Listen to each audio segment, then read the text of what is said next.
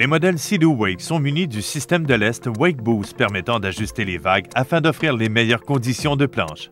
Le système Wake Boost permet au conducteur d'ajuster la forme de la vague et devrait uniquement être utilisé lorsqu'une personne pratique la planche. Premièrement, le bateau doit être à l'eau pour remplir les réservoirs de l'Est.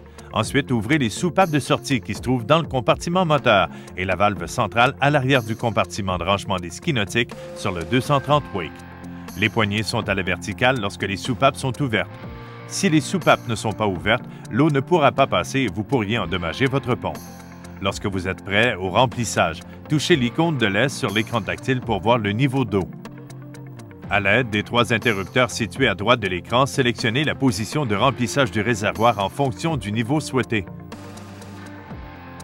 Les réservoirs sont pleins lorsque l'écran indique 100 % et ou si l'eau s'échappe des raccords de ventilation du système de l'Est situé à bâbord ou à tribord du bateau. Une fois les réservoirs remplis au niveau souhaité, sélectionnez la position du milieu sur les interrupteurs du système de l'Est. Des réservoirs remplis ne procurent pas nécessairement la meilleure vague. Essayez différents niveaux pour déterminer la vague qui est la meilleure pour vous. Pour vider le système de l'Est, suivez simplement la procédure inverse en sélectionnant la position de vidage sur les interrupteurs du système de l'Est.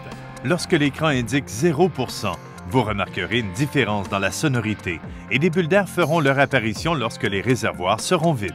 Une fois les réservoirs vidés, fermez les soupapes de sortie. Le système Wake Boost de Sea-Doo est facile à opérer et à régler.